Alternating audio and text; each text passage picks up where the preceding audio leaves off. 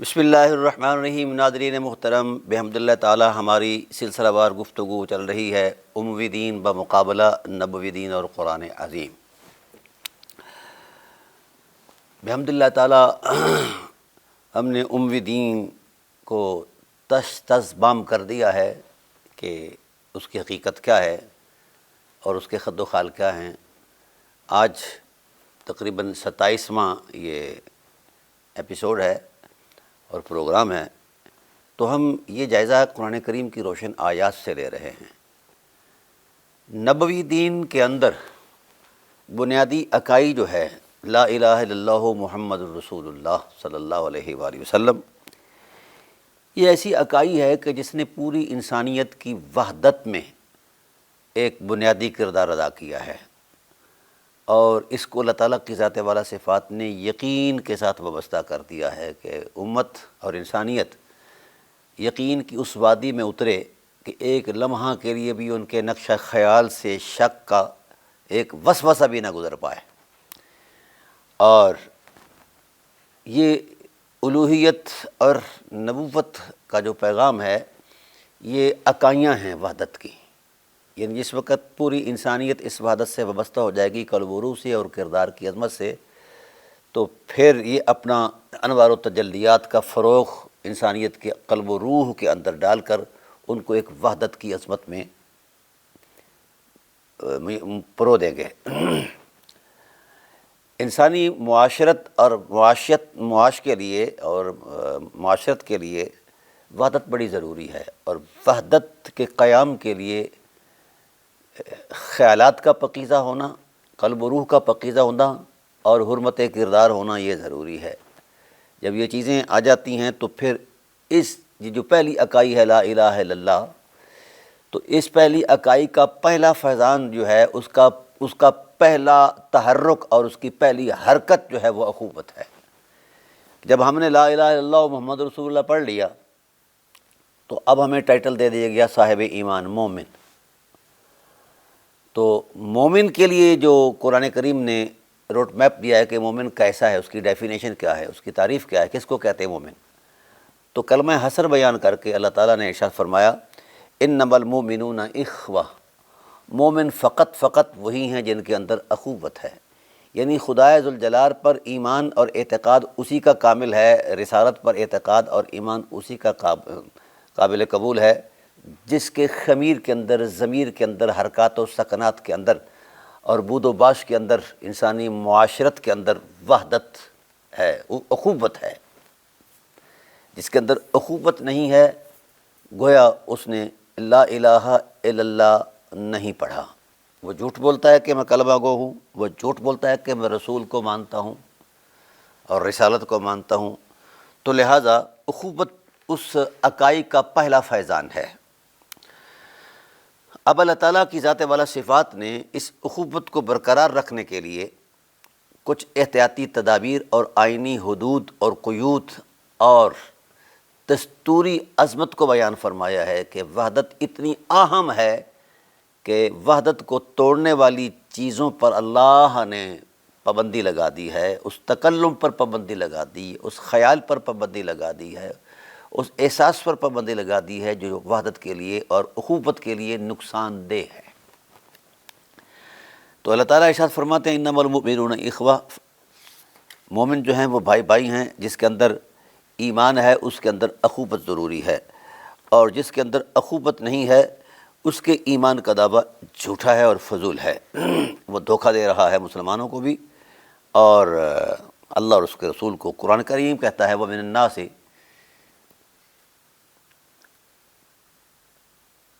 ارشاد فرمایا کہ قرآن کریم کے الفاظ ہیں کہ کچھ لوگ ایسے ہیں جو کہتے ہیں کہ آمنا باللہ وَمِنَ النَّاسِ مَن يَقُولُ آمنا بِاللَّهِ وَبِالْيَوْمِ الْآخِرِ، اللہ فرماتے ہیں یہ اعلانیہ کہتے ہیں کہ ہم ایمان لائے اللہ پر، آخرت پر، وما ہم بمؤمنین، یہ مومن نہیں ہے کیونکہ ان کے اندر اخوت نہیں ہے۔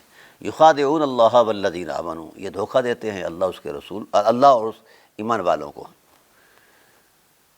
وما یخدعون الا انفسهم وما یشعرون، اللہ فرماتے ہیں یہ کیسے ہو سکتا ہے کہ ہم دھوکہ کھائیں یا ہم سے پیار کرنے والے دھوکہ کھائیں، ایسا نہیں ہو سکتا، یہ لوگ خود دھوکے میں ہیں۔ پھر آگے بھی ان کی صورتیں بیان فرمائی اور ان کی کیپیسٹی اور ان کی کیپیبلٹی کے اعتبار سے اور ان کی شناخت کے تصور میں فرمایا وَإِذَا خَلَوْا إِلَىٰ شَيَاطِينِهِمْ قَالُوا إِنَّ مَعَكُمْ، اور اس سے پہلے دو چیزیں بیان فرمائی وَإِذَا قِيلَ لَهُمْ لَا تُفْسِدُوا فِي الْأَرْضِ، یعنی جس کے اندر اخوت نہیں ہے وہ فساد ہے، وہ فسادی ہے، تو وہ کہتے ہیں قَالُوا إِنَّمَا نَحْنُ مُصْلِحُونَ، ہم تو اصلاح والے ہیں، الا انہم هم المفسدون، قرآن نے کہا جو اخوت دینی کا اعتبار نہیں کرتا وہ فسادی ہے، سن رکھو۔ پھر فرمایا وَإِذَا قِيلَ لَهُمْ آمِنُوا كَمَا آمَنَ النَّاسُ، بھئی تم اس طرح ایمان لے آؤ جس طرح ایمان لائے وہ لوگ، یعنی اصحاب رسول علیہم الرضوان، ان کے اندر اخوت، یعنی اوس اور خزرج کے صدیوں بھر کی خون ریز جنگیں رسول اللہ کے حسن کی تاثیر سے اخوت میں بدل گئیں، اور اسی طرح قبائل عرب کے حوالے ہیں۔ تو گویا اخوت فطرت کی وہ معراج ہے اور حسن کا وہ رانا تصور ہے کہ اس کے بغیر انسان انسانیت آشنا ہی نہیں ہو سکتا۔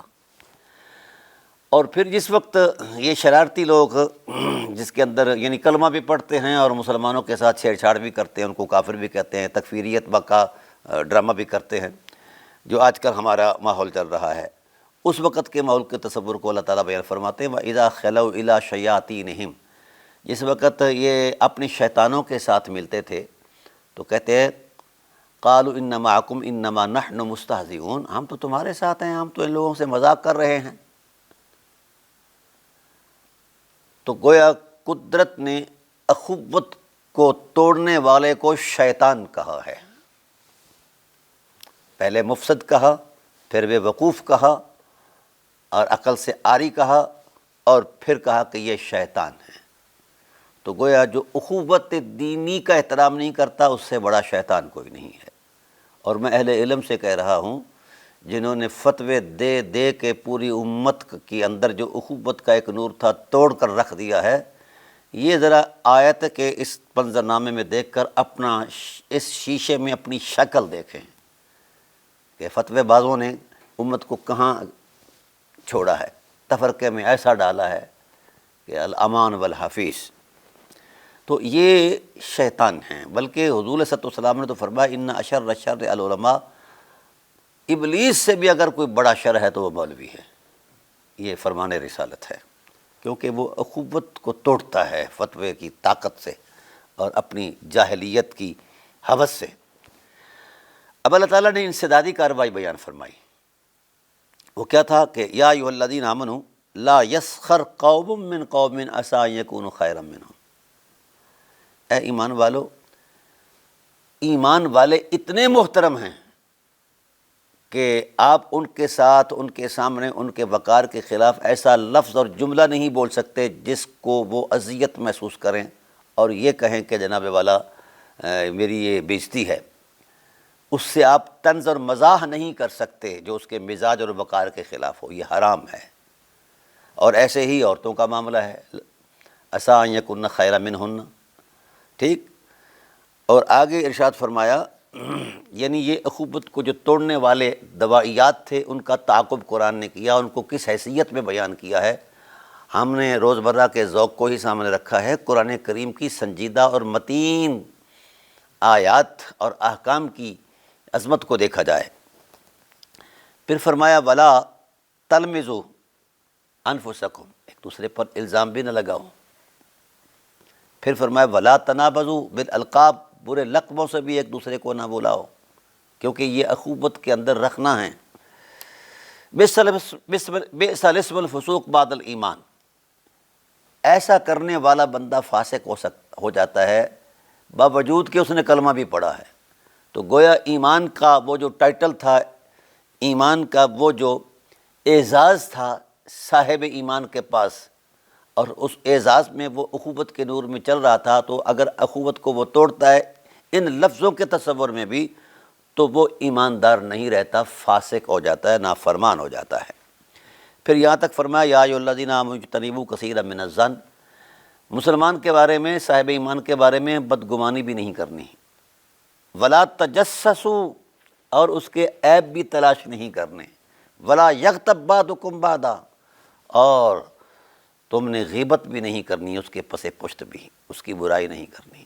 یہ وہ انسدادی کارروائی ہے جو قدرت نے نظام الہی بنا کر نافذ فرمائی ہے، نازل فرمائی ہے، کیونکہ یہ اتنی زہریلی چیزیں ہیں جن کی تقسیم قرآن نے بیان کی ہے کہ یہ اخوت کو پاش پاش کر دینے والی چیزیں ہیں، خواہ وہ مقامی ہو، گھریلو ہو، گلی محلے کی اخوت ہو، شہر کی ہو، گاؤں کی ہو، علاقائی ہو، ملکی ہو، یا عالم اسلام کی ہو، کسی بھی حوالے سے۔ تو اسلام چونکہ آفاقی دین ہے، ملائی دین نہیں ہے، مولائی دین ہے، تو لہذا اس کی تعلیمات کا حجم بھی ایسا ہے اور اس کے محاسن عظمت بھی ایسے ہی ہیں۔ پھر فرمایا، یاد دہانی کرا دی کہ یا ایھا الناس انما خلقنا یا ایھا الناس انا خلقناکم من ذکر و انثی وجعلناکم شعوبا وقبائل لتعارفوا ان اکرمکم عند اللہ اتقاکم۔ ایک روڈ میپ دے دیا، لوگو تم کس بڑائی میں بھول بھلیاں کر رہے ہو؟ آؤ، تم ایک مرد اور ایک عورت کے ملاپ سے پیدا ہوئے، اور ہم نے تمہارے یہ قبائل، یہ قومیں تعارف کے لیے بنائی ہیں تاکہ محبت برقرار رہے، احترام اخوت برقرار رہے۔ ان اکرمکم عند اللہ اتقاکم، تم اس پر اعتراف نہیں، اللہ کے ہاں جو باعزت اور باوقار ہے، محترم شخصیت ہے، وہ ہے جس کے اندر تقوی زیادہ ہے تم سے۔ تو اس احترام کی عظمت میں اخوت کو برقرار رکھنے کے لیے تقوی روڈ میپ ہے۔ تو یہاں تک تو پابندی لگا دی کہ تم نقشہ خیال میں بھی وہ بات نہیں لا سکتے جو تمہارے مسلمان بھائی کے وقار کے خلاف ہے، زبان پر لانا تو دور کی بات ہے۔ تو بہرحال یہ ہے نبوی دین۔ اور پھر اللہ تعالیٰ نے ایک اور ارشاد فرمایا، اللہ تعالیٰ نے عرب کلچر کا ایک ٹائٹل بیان کر کے فرمایا کہ تمہاری جو پوزیشن تھی کہ تم قتل و غارت کی ایک تاریخ رقم کیے ہوئے تھے، مار دھاڑ اور جناب اللہ ظلم جبر بربریت کے شاہکار تھے تم، اور تم اس کا شکار بھی تھے، تو تم اس حد تک آگے جا چکے تھے کہ وَكُنْتُمْ عَلَىٰ شَفَا حُفْرَةٍ مِّنَ النَّارِ، تم آگ کے کنارے پر پہنچ چکے تھے۔ ہوا کیا؟ ہم نے حسن رسالت کو جس وقت واقع کیا اور اس حسن رسالت کے منظرنامے میں ہم نے اپنی مشیت کے نور کو کھولا، تو حضور علیہ السلام کے عصمت مآب چہرہ رحمت اور عصمت مآب پیکر عصمت جو ہے، اور لطافت مآب حرمت کردار جو ہے، اس کی عظمت سے ہم نے کیا کیا؟ فَأَصْبَحْتُمْ بِنِعْمَتِي إِخْوَانًا، تم اس حسن بے مثال کی رعنائی کی عظمت سے، ان کی غلامی کی برکت سے تم بھائی بھائی بن گئے۔ ٹھیک ہے، اس لیے وَاعْتَصِمُوا بِحَبْلِ اللَّهِ، اللہ کی رسی کو مضبوط کرو، دامن رسالت کو مضبوط کرو، دامن اہل بیت کو مضبوط کرو، اصحاب رسول کی تکریم میں رہو، وَلَا تَفَرَّقُوا، تفرقے میں نہ پڑو، وَاذْكُرُوا نِعْمَتَ اللَّهِ، اللہ کی اس نعمت کو یاد کرو، اذ کنتم اعداء، جس وقت تم ایک دوسرے کے دشمن تھے، فالف بین قلوبکم، اللہ نے تمہارے دلوں کے اندر اپنی توفیق سے الفت ڈال دی، اور حسن رسالت کی برکت سے تم بھائی بھائی بن گئے۔ ٹھیک ہے، فانقذکم منہا، اللہ نے تمہیں اس جہنم سے حسن رسالت کے وسیلے سے بچا لیا ہے۔ کذالک یبین اللہ آیاتہ، کذالک یبین اللہ لکم آیاتہ لعلکم تہتدون، اللہ اسی لیے آیتیں بیان فرماتا ہے کہ اے ہوش والو، اولو الالباب، غور کرو، اسی میں ہدایت ہے۔ تو گویا اسلام کا یعنی دین نبوی کا سارا تصور اور ساری جد و جہد اور ساری ریاضت اور سارے اعمال کا کل نتیجہ جو ہے وہ اخوت ہے، امن عامہ ہے، اخلاق عالیہ ہے۔ تو جتنی بھی مثلا آپ نماز پڑھتے ہیں، جماعت کی فضیلت کیوں ہے کہ وہاں بھی اخوت کا ایک منظر نظر آتا ہے۔ آپ مواسات کرتے ہیں، روزہ کھلواتے ہیں یا خیر خیرات کرتے ہیں، انفاق فی سبیل اللہ کرتے ہیں، وہاں بھی اخوت ہی اپنا نظر ہوتی ہے۔ تو جتنے بھی عبادات ہیں، حج تک ارکان، ہر ایک کے اندر اخوت کا منظرنامہ موجود ہے۔ تو اتنی اہم چیز ہے، یہ ہے نبوی دین۔ اب آئیے اموی دین نے کیا کیا ہے؟ ان للہ و انا الیہ راجعون۔ میں دین اس لیے کہہ رہا ہوں اموی دین، ان کے پاس کیا دین ہے؟ یہ تو دین کی حرمتوں کو پامال کرنے کے لیے میدان میں آئے ہیں، سمجھا گی؟ سب سے پہلے جس نے اخوت کو توڑا، یعنی اخوت ایک نظام کے زیر اثر تھی، اور وہ نظام کی پہلی اکائی لا الہ الا اللہ محمد الرسول اللہ، ٹھیک ہے، یہ پہلی اکائی تھی۔ یہ نظام ہے، صرف کلمہ نہیں ہے، یہ صرف عقیدہ نہیں ہے، یہ الہی نظام کی اکائی ہے۔ اور جو اللہ کا نام تو لیتا ہے، نظام سے بھاگتا ہے، وہ جھوٹا ہے۔ اسی لیے اللہ تعالیٰ نے اس کا پہلا فیضان جو ہے اخوت کو قرار دیا ہے۔ تو جہاں اخوت ہے وہیں ایمان ہے، جہاں ایمان ہے وہیں اخوت ہے، جہاں اخوت نہیں وہاں ایمان نہیں۔ تو اس اخوت بھرے ماحول کو سب سے پہلے جس نے توڑا ہے وہ بنو امیہ کے لوگ ہیں، کیونکہ وہ مد مقابل آ گئے کس کے؟ الہی نظام کے۔ وہ کلمے کے ٹائٹل پر نہیں آئے، کلمہ تو انہوں نے پڑھا تو ہوا تھا، تو کلمے کے جو مقتضاءات ہیں، کلمے کی حرمت کا جو تقدس ہے، پیغام ہے، فیضان ہے، اس سے تو وہ بالکل آری تھے۔ اس لیے انہوں نے صرف یہ کچھ نہیں کیا بلکہ زبان درازی تو کرتے ہی تھے اہل بیت علیہ السلام پر، اصحابہ کرام پر۔ زبان درازی تو یہ اموی لوگ کرتے ہی تھے، ان کو پریشان تو کرتے تھے، ان کو اخوت کو تو انہوں نے سب سے پہلا ظلم یہ کیا، یعنی اسلام دشمنی کا سب سے پہلا قدم ان کا یہ تھا کہ الہی نظام کو انہوں نے چیلنج کیا، توڑا۔ خلافت راشدہ کو توڑ کر ملک عزوز کے بنا رکھی۔ یہ ملک عزوز فطرت کے ہی خلاف ہے، سمجھا گی؟ اور یہ نظام حکومت ہے۔ اور ہمارے ملا جو ہیں، شودے ملا، ذہنی عیاش، اس نظام کو بھی جناب والا خلافت راشدہ کے ساتھ پیوست کر رہے ہیں، اور کہہ رہے ہیں کہ بڑا نظام تھا اور اس میں بڑی خیر تھی، بڑا یہ تھا وہ تھا۔ کیا یہ ڈرامہ بازی ہے؟ اس ملک عزوز کو قائم کرنے کے لیے 70,000 سے زیادہ قتل کیے گئے، اس میں اصحاب بھی تھے، تابعین بھی تھے، اتباع تابعین بھی تھے، ٹھیک۔ پھر اس ملک عزوز کو برقرار رکھنے کے لیے پھر 30-40 ہزار قتل کیے گئے، اس میں مقدس اصحاب بھی تھے۔ یہ ہے اموی دین۔ او مولویو، کدھر ہے تمہارا دماغ دل؟ لے آؤ میدان کے اندر اس اموی دین کی کوئی بھلائی جو اسلام کے لیے ہے، مزاج اسلام کے لیے ہے، یا مشیت الہی کے تحت ہے، یا مزاج رسول کے مطابق ہے۔ ہر ایک کو تم نے پاگل سمجھ رکھا ہے اور بک بک کرتے پھرتے ہو جناب والا، ہاں؟ تو ملک عزوز کی بنا جو ہے یہ خلاف فطرت ہے۔ اگر اس کا فطرت سے تعلق ہوتا تو رسول اللہ صلی اللہ علیہ وسلم کبھی اس کو اس ٹائٹل پر بیان ہی نہ کرتے۔ اس لیے رسول اللہ صلی اللہ علیہ وسلم نے نفرت کا اظہار کرتے ہوئے کہا کہ یہ ملک عزوز ہے، اور اس کی بہت ساری خرابی بیان فرمائی۔ اس لیے امت پر واجب ہے بحیثیت امت کہ ملک عزوز کے نظم حکومت سے نفرت کرنا یہ ایمان ہے، اور اسی میں بھلائی ہے، اسی میں بقا ہے۔ تو اخوت اتنی اہم ہے۔ مولا کائنات علیہ الصلوۃ والسلام کی ذات والا صفات چونکہ قرآن کے ساتھ جڑے ہوئے ہیں، اور قرآن ان سے جڑا ہوا ہے، اہل بیت قرآن سے جڑے ہوئے ہیں، قرآن ان سے جڑا ہوا ہے، اور یہ جڑا ہوا، یہ تعلق اتنا پختہ ہے کہ اس کو قیامت بھی نہیں توڑ سکتی، سمجھا گی؟ تو نبوی گواہی موجود ہے، اس پر تو انشاءاللہ میں پھر بحث کروں گا۔